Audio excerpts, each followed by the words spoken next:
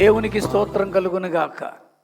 మంచిది ప్రియులారా, మరొక పరిశుద్ధ ఆదివారము దేవుని మాటలు వినడానికి మనం సిద్ధపరచుకుందాం. నా చిన్నప్పుడు నేను చదువుకునే రోజుల్లో రేడియోలో సంస్కృతం నేర్చుకుందామనే ఒక కార్యక్రమం ఉండేది. మాకు కొంతమంది కుర్రాళ్ళందరూ కలిసి ఆ కార్యక్రమాన్ని మేము విని నేర్చుకునేవాళ్ళు. ఆ కార్యక్రమం మొదలు ఒక మంచి పాటతో మొదలవుద్ది. భర్తృహరి గారని వారు రాసినటువంటి ఒక మంచి శ్లోకం అది. అది ఎలా ఉంటుందంటే, కేయురాణి నభూషయంతి పురుషం హారాన చంద్రోజ్వలా న స్నానం న విలేపనం న కుసుమం నాలంకృతాం మూర్ధజా వాణ్యేకా సమలం కరోతి పురుషం యా సంస్కృతా ధార్యతే క్షీయంతే కిల భూషణాని సతతం వాగ్భూషణం భూషణం. దానికి ఒక అద్భుతమైన అర్థం కూడా ఉంది ప్రియులారా.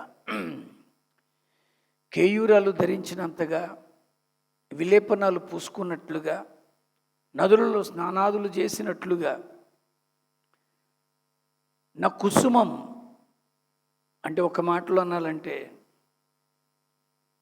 చక్కగా అల్లుకోవడాలో, సువాసన భరితంగా ఉండడాలో ఇవేమీ కూడా మనకి ఆధిక్యతని, గౌరవాన్ని తెచ్చిపెట్టం.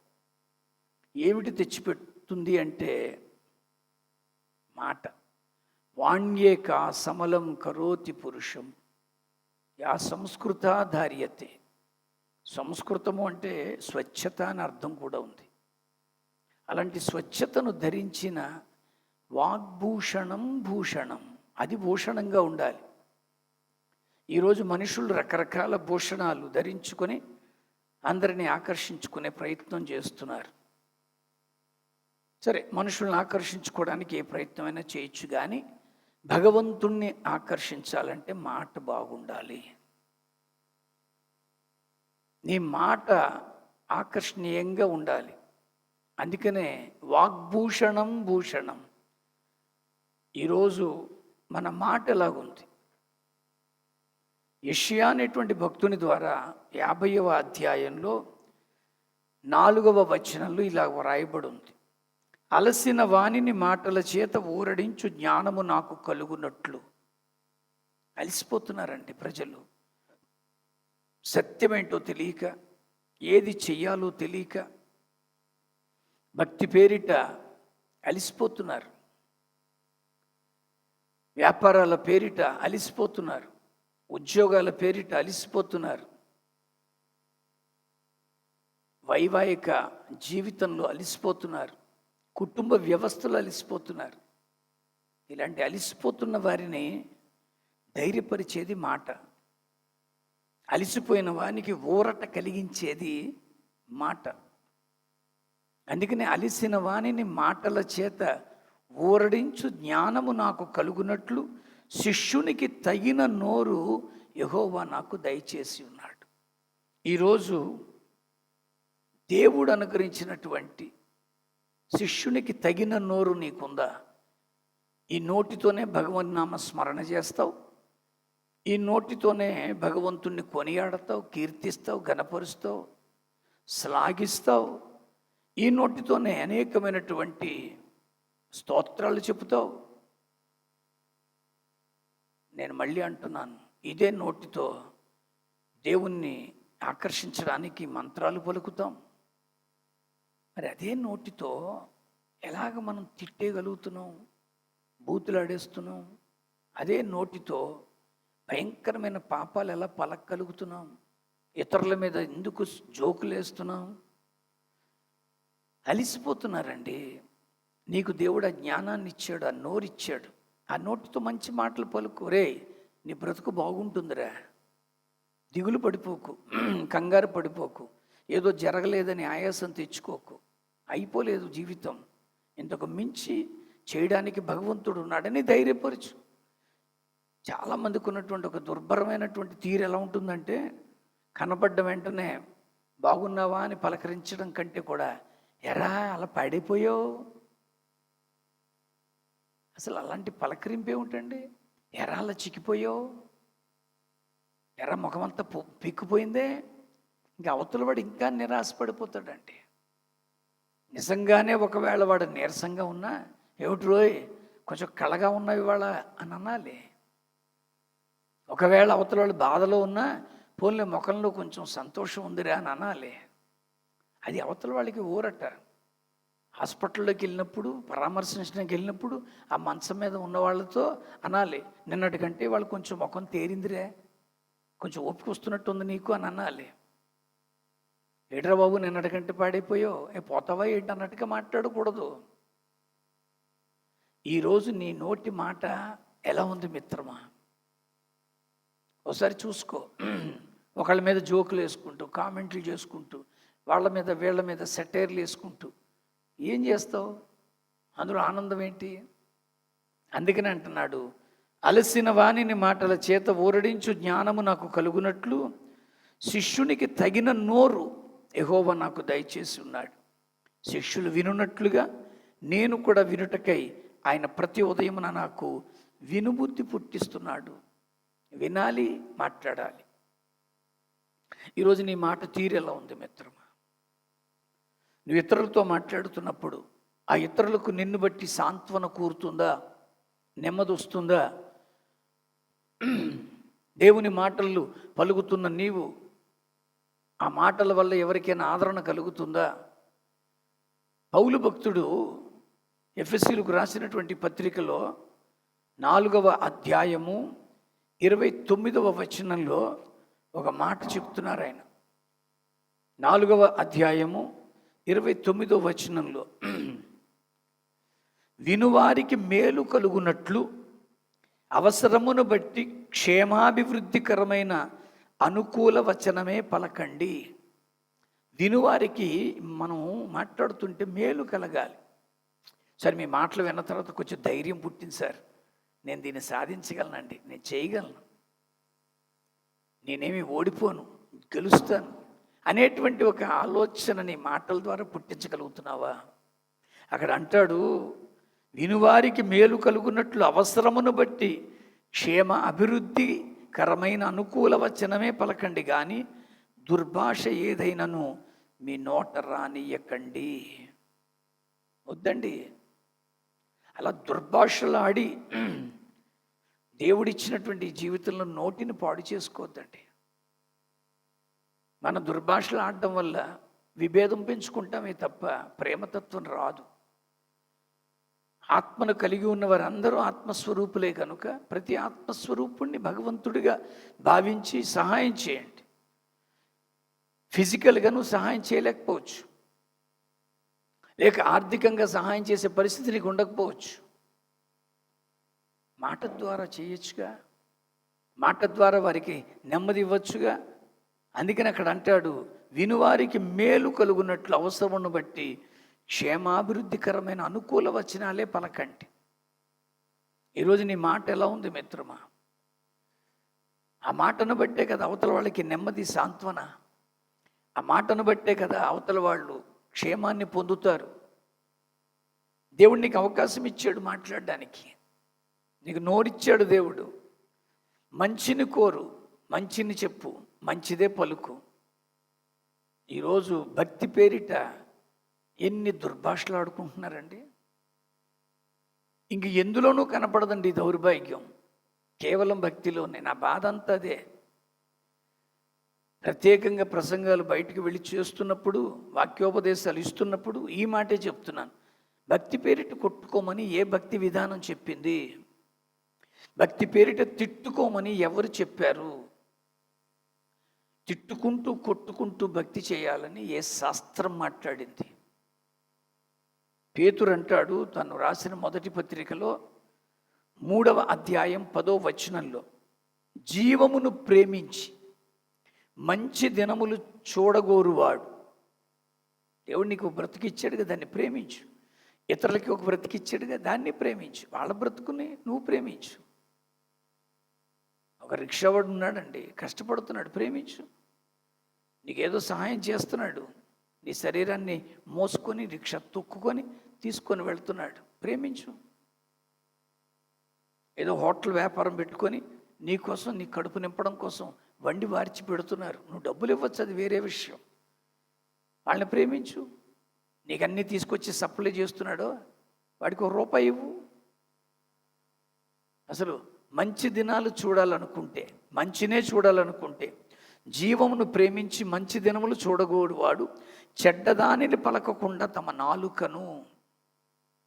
If you would like to see good days, నీ మాటలు ఎలా ఉన్నాయి?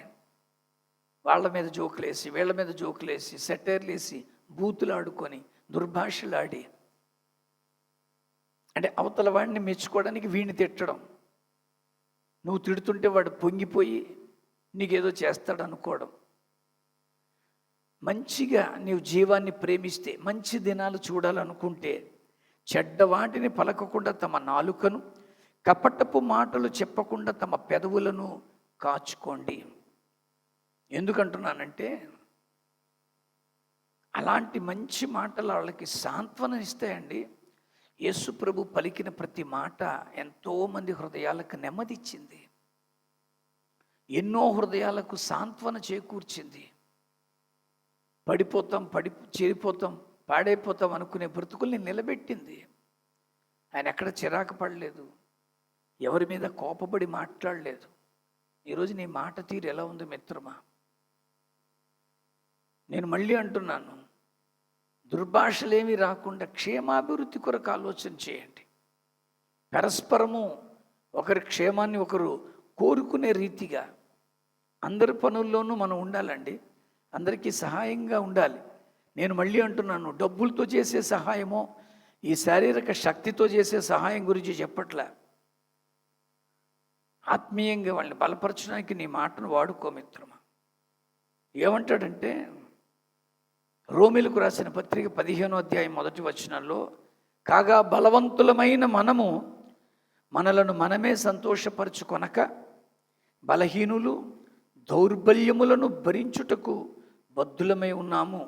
తన పొరుగువానికి క్షేమాభివృద్ధి కలుగునట్లు మనలో ప్రతివాడును మేలైన దాని యందు అతనిని సంతోషపరచవలెను. మనకి నేర్పిస్తున్నాడండి క్రీస్తు. అక్కడే అంటాడు, క్రీస్తు కూడా తన్ను తాను సంతోషపరచుకొనలేదు కానీ, నేను మళ్ళీ అంటున్నాను, ఆయన అందరినీ సంతోషపరచడానికి మాట్లాడాడు. నిందలు మోసాడు, అవమానాలు పడ్డాడు, దెబ్బలు తిన్నాడు. ఇవన్నీ ఎందుకు మనకి నేర్పుతున్నాడంటే, ఇతరులకు సంతోషాన్ని కలిగించేటట్టుగా నీ బ్రతుకుందా? ఇతరులకు సాంత్వన చేకూర్చబడేటట్టుగా నీ మాటలు ఉన్నాయా? ఒకరిని ఒకరు బలపరుచుకోవడానికి మాటే సహాయపడుతుందండి. అందుకని అంటారు, భర్తృహరి గారు రాసినంత పెద్ద శ్లోకాన్ని 2 మాటల్లో తేల్చారు మనవాళ్ళు.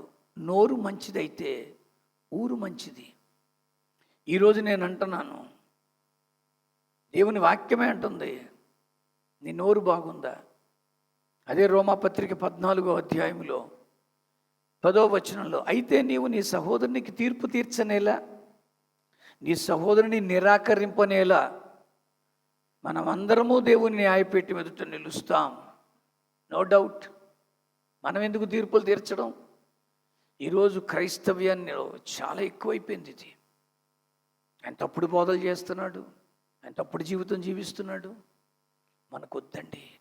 మనం ఎందుకు నిరాకరించాలి? దేవుడి దగ్గర నిలబడతాంగా అందరం, తీర్పులో నిలబడతాంగా అందరం. అలా నిలబడినప్పుడు ఖచ్చితంగా ఈ విషయంలో దేవుడు మనకి తీర్పు తీరిస్తే మన పరిస్థితి ఏంటి? అదేంటి ప్రభు, నేను మంచే చెప్పాను కదా, నేనేం తప్పు చెప్పాను, నువ్వు ఎంత వాదించినా ఆ పని నాది, నా పని నువ్వు తీసేసుకొని నీ ఇష్టం వచ్చినట్టుగా మాట్లాడి అతన్ని బాధ పెట్టి, సంఘంలో క్షేమం రావాలంటే, సంఘాలలో అభివృద్ధి కనబడాలి. ఇదంతా కూడా నీ మాట మీదే ఆధారపడి ఉంది. నువ్వు ఎలా మాట్లాడుతున్నావో ఆ మాటలు ఆశీర్వాదకరంగా ఉంటాయి, వాటిని దీవెనకరంగా చేయగలడు. అందుకనే మళ్ళీ అంటున్నాను, నేను అనుకూల వచనాన్నే పలకండి. దుర్భాషలు ఏవి మన నోట్లో రాకుండా కాపాడుకుందాం. తన నోటిని కాచుకున్నవాడు బుద్ధిమంతుడు. ఎందుకంటున్నానంటే ప్రమాదకరమైనది శరీర అంగాలలో ఒకటే, అది నాలుక. ఈ నాలుకే ఎన్ని కీడులైనా తెచ్చిపెడుతుంది. ఈ నాలుకే ఎంత ఘనతనైనా తీసుకొస్తుంది. ఈరోజు నీ నాలుక నీకు ఘనతను తెస్తుందా లేక కీడు తెచ్చిపెడుతుందా? ఆలోచన చేద్దాం. నీ మాట అవతల వాళ్ళకి నెమ్మదిచ్చునుగాక, నీ మాట అవతల వాళ్ళకి సేద తీర్చునుగాక, నీ మాట అవతల వాళ్ళకి క్షేమాన్ని అభివృద్ధిని అనుగ్రహించునుగాక. అలాగ దేవుని సన్నిధిలో నీ మాటను సరిచేసుకోగలవా? ఇప్పటి వరకు ఎన్నో దుర్భాషలు ఆడేసి ఉంటావు, ఎన్నో అవమానకరమైన మాటలు మాట్లాడి ఉంటావు. ఈ వర్తమానాన్ని వింటున్న ప్రియ సహోదరుడా, సహోదరి, నీ మాట తీరు మార్చుకో. ఎన్నో మాటలు ఉన్నాయి బైబిల్లో. ఇప్పుడు నేను అంటున్నాను, నీ మాట బాగుంటే నీకు అన్నీ మంచి జరుగుతాయి. నీ మాట బాగుంటే నీ ప్రార్థన దేవుడు వింటాడు. నీ మాట బాగుంటే నువ్వు ఏది అడుగుతావో అదన్నీ ఇస్తాడు. నీ మాట బాగుంటే అందరి మధ్యలో నీకంటూ సముచిత స్థానము, గౌరవము, మహిమ, మెప్పు అన్నీ కలుగుతాయి. మంచిగా మాట్లాడదామా? మంచిగా మాట్లాడడానికి మనల్ని దేవుని నడిపింపులోకి అప్పగించుకుందామా? ప్రార్థన. పరిశుద్ధుడు అయిన దేవ, నా నోటిని బట్టే ఈరోజు తీర్పు, నా నోటిని బట్టే, నా మాటను బట్టే నాకున్న ఈ స్థితి, అలిసిన వాణిని మాటల చేత ఊరడించే జ్ఞానము యెహోవా నాకు దయచేయనట్లుగా ప్రతి ఉదయము నన్ను ఈ మాట వినే బుద్ధి నాకు దయచే.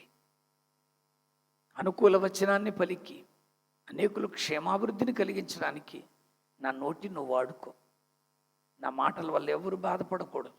నా మాటలు ఇతరులకు కీడుగా ఉండకూడదు. సాంత్వననిచ్చేదిగా, ఆదరణిచ్చేదిగా, నెమ్మదిచ్చేదిగా నా మాటను మార్చమని క్రీస్తు పేరిట ప్రార్థించి పొందుకుంటున్నాం పరమ తండ్రి. ఆమెన్.